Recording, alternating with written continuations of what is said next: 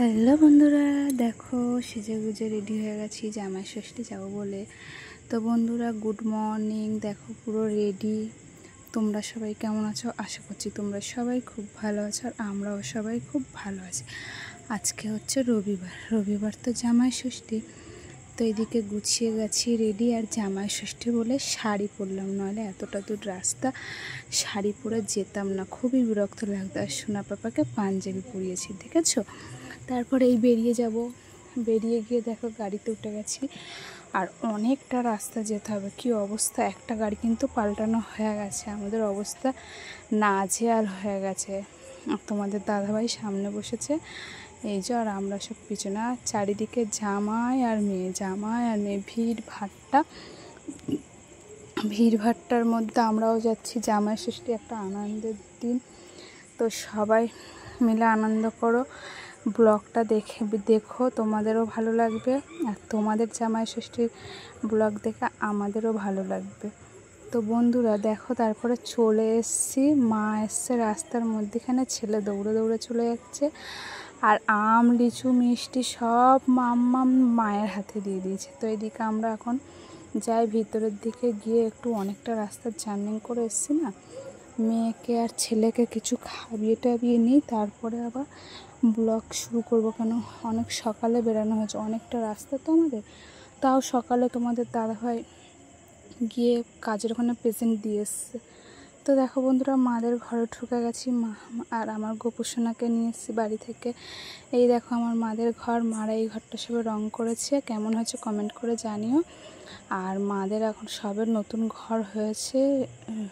আর এইদিকে বোন দুদিন আগেই এসছে, বোন সব গুছিয়ে রেখেছে, জানে আমাদের আসতে দেরি হবে, গুছিয়ে গেছি। এবারে যেই দুটো জামাই এসছে ওরা সব দিচ্ছে, মানে যা যা নিয়মকানুন আছে ওদের সেগুলোই করছে। নিয়মকানুন সবার তো আর এক থাকে না, অন্য অন্য নিয়মকানুন আছে।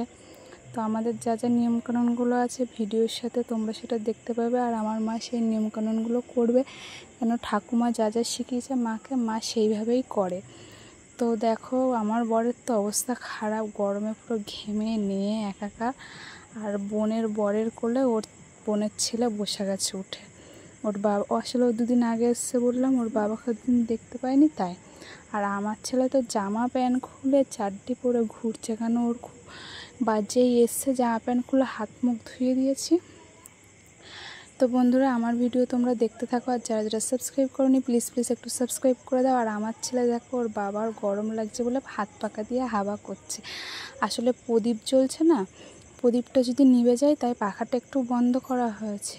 তা বলি সবার যেসব নিয়মকানুনগুলো আছে হয়ে যাক, তারপরে আমি পাখাটা চালাবো। সেই কারণে আমার ছেলে আবার ওর বাবাকে হাত পাকা দিয়ে হাওয়া করছে, আর সবাই হাসছে যে না ওর বাবাকেও কষ্ট হচ্ছে। তারপরে সোনা পাপা আবার বল নিয়ে খেলছে। তো বন্ধুরা চলো, এগুলো হয়ে গেলে দেখাবো মা কী রান্না করেছে আজকে। তো দেখো এদিকে অনেক কিছু আইটেম আছে, এত কিছু তো এরা খাবেও না। এখানে আছে 5 রকমের ভাজার মধ্যে বেগুন ভাজা, কুঁদরি ভাজা, পটল ভাজা, আলু ভাজা, 2 জামাইয়ের জন্য 5 রকমের ভাজা। এখানে আছে চিকেনের লাল লাল ঝোল, দেখে নাও। আর উনুনের রান্না খেতে আমার বর ভীষণ ভালোবাসে, মানে আমার বর। এদিকে আছে পটল চিংড়ি, আর আছে মাছের ঝাল, শাক ভাজা এইসব, আর হাঁড়িতে তো ভাত আছে। আর এইগুলো বেশ কি আমি ঠিক বলতে পারছি না, মা থাকলে জিজ্ঞেস করতাম। আর হচ্ছে কিনা সোনা পাপা তো এখানে এসে খুব খুশি। আর এইদিকে দেখো অনেকক্ষণ পরে সন্ধ্যের দিকে আবার তোমাদের সামনে এসেছি, আমার অবস্থা দেখো কি কালো লাগছে আমাকে। শুয়েছিলাম গো, তারপরে একটু এই কাঁঠাল খাচ্ছি, খিদে পেয়েছে।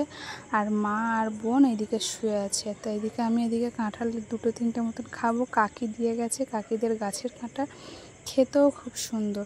তো বন্ধুরা আজকের ব্লগটা এত দূর রাখবো, আর কালকে আবার একটা নতুন ব্লগ নিয়ে আসবো। তো আমি সঞ্চিতা, আমার ব্লগ আজকে এত দূর থাকুক, কালকে বাপের বাড়িতে সকালটা শুরু করব। তো বন্ধুরা চলো টাটা বাই বাই। আর এদিকে আমার মা আর বোন শুয়ে শুয়ে আমার সাথে গল্প করছে, চলো একটু গল্প করে নিই, পরে আবার ব্লগ করা যাবে বললাম না। আর আমার হাজব্যান্ড আর বোনের বর গেছে একটু দোকানের দিকে, মা শুয়ে আছে, আর আমার মেয়ে এদিকে টেবিলে বসে খাচ্ছে। আর এইদিকে বোনের ছেলে আর আমার ছেলে ওর কাছে এসে দুষ্টুমি করছে। দেখো ওদের কি বলবো, ওদের মা ছাড়া যেন চলেই না। এদিকে বাড়িতে ওর মায়ের কাছেও থাকে।